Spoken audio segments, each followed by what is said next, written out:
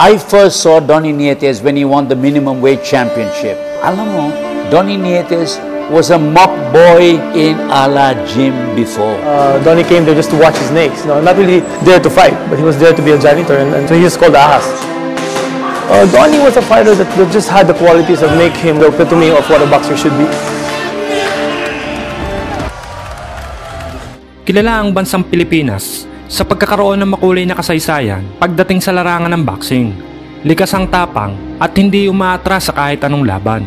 Basagang kumbasagan, bugbugan kumbugbugan. Gaya na nga lang po ng mga boksingero na nagbigay karangalan sa ating bansa sa makabagong henerasyon. Una na nga po dyan ay ang ating pambansang kamao Manny Pacquiao, ang nag-iisang 8th Division World Champion.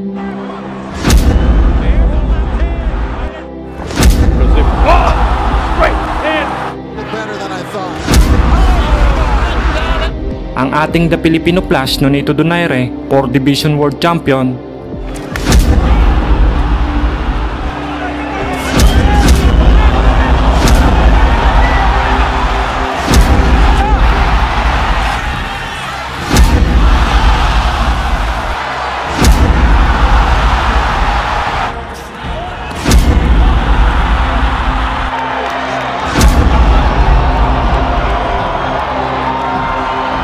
Cuadro Alas Janriel Casimero, 3 Division World Champion.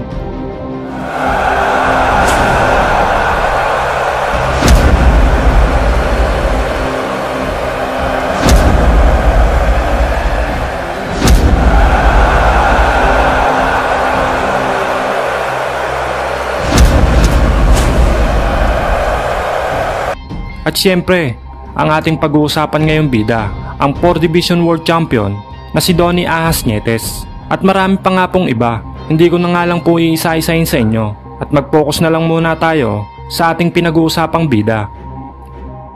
Nagsimula bilang isang janitor sa Ala Promotion hanggang sa nagkaroon ng interest sa pagboboxing. At kahit na janitor ang trabaho ay tila ba may tinatagong talento pagdating sa suntukan, hanggang nag-training na nga po ito sa boxing at talaga namang naibigang mabuti ang kanyang pinasok na propesyon. Taong 2003 ay pumasok bilang isang ganap na professional boxer.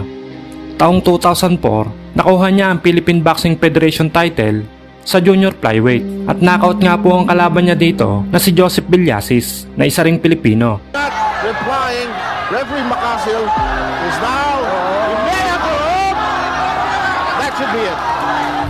At sa kanyang pang-13 laban bilang isang professional boxer ay napalaban ito sa Indonesia.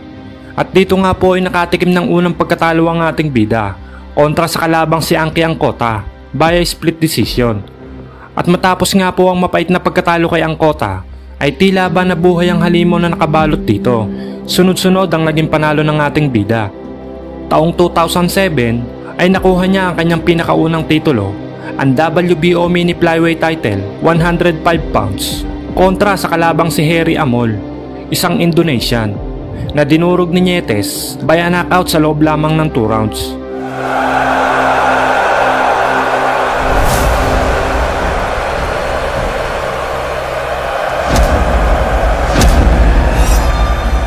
Taong 2011 ay nakuha naman ng ating bida ang titulong WBO Flyweight title 108 pounds kontra sa kalabang si Ramon Garcia Hirales, isang Meksikano.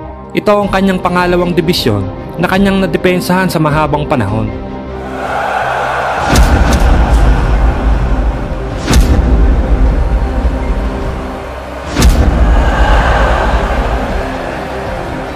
Taong 2017, nang masungkit naman ito ang titulong IBF Flyweight title 112 pounds kontra sa Thai boxer na si Comrade Nantapech.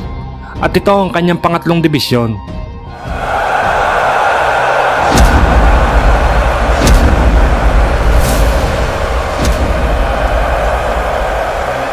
Taong 2018, nang makamit ang kanyang ika-4 na titulo, ang WBO Super Flyweight title 115 pounds kontra naman sa kalabang si Kazuto Loka, isang Hapon.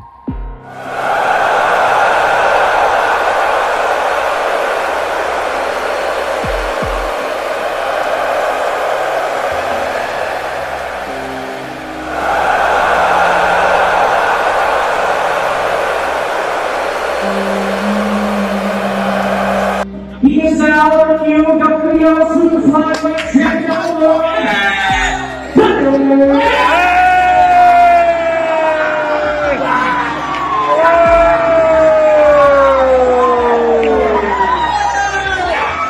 Bago nga naging laban niya kay Kazuto Loca, ay una nga pong nakalaban ng ating bida ay ang kapwa Pinoy na si Aston Palicte, na kung saan ay tabla nga po ang kanilang naging resulta.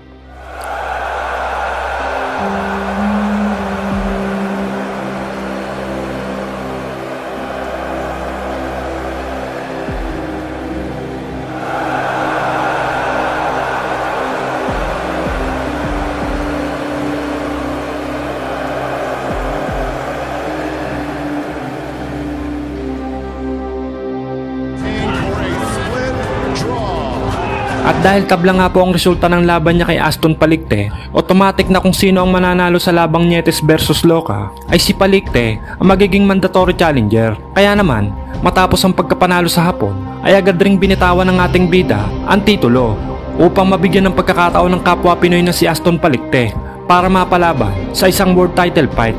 Subalit mailap nga po ang kampyonato para sa ating kababayan na si Aston Palicte, sapagkat natalo siya via technical knockout sa round 10 dito nga po kay Kazuto Loca. From Ioka. Palicte suddenly holding on. Enormous right in another. Palicte in all sorts of trouble. Ioka looking for the finish line. And that is world title number 5 in 4 weight classes for Kazuto Ioka. Kung saan hinayang nga po ang ating bida na kung alam niya nga lang daw na ganun ang mangyayari ay hindi na nga lang daw niya sana binitawan ang hawak na titulo. Ako na magbabasa sa'yo. Sir, pakitanong kay Idol Nietes, pinagsisihan niya ba ang hindi makipag-rematch kay Palicte? Sa ngayon, pinagsisihan ko kasi hindi niya napagbigay yung hindi niya nakuha yung title fight. Siyempre, malaki talaga yung pagsisisi ko. Kaya yun, hindi natin mababawi. Babawi na tayo sa sunod kung ano man ang bigay ng manager ko na laban. Halos isang taon pa lang ang lumilipas, July 2022, ay muli nga pong tinangkang agawin ng ating bida ang titulo kontra sa hapon na si Kazuto Loca. Subalit nabigo nga po ang ating kababayan. 一方、ニエテス陣営ですね。こちらは攻撃なんなりしないと。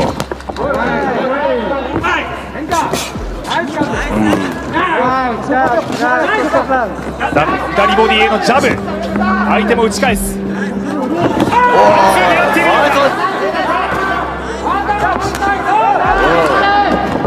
右フックから左ボディのここも追い込む右オーバーで打ち返す採点ですね。 Winner by unanimous decision, WBO Super Flyweight Still Champion of the World, Ioka Kazuto! 判定3対0、井岡が Sa kasalukuyan ay may record si Nietes na 43 wins, 23 knockouts, 2 talo at 6 na tabla. At para nga po sa mga hindi lang nakakaalam kung bakit ahas ang naging bansag sa kanya, ay dahil nga daw po nung mga panahon na janitor pa siya sa Ala Promotion, yung boss niya na si Sir Antonio Aldeguer ay maraming alagang hayop. Isa nga po rito ay ang ahas. At noong mga panahon na yan ay si Nietes ang nangangalaga. At sa pinakaunang laban niya bilang isang professional boxer ay dinala niya ang alagang ahas sa ibabaw ng ring. At simula nga noon ay binansagan siyang Donnie Ahas Nietes. First fight ko, dinala ko yung snake sa itaas ng babaw ring. Kaya doon nag-start na tinatawag nila ako na ahas.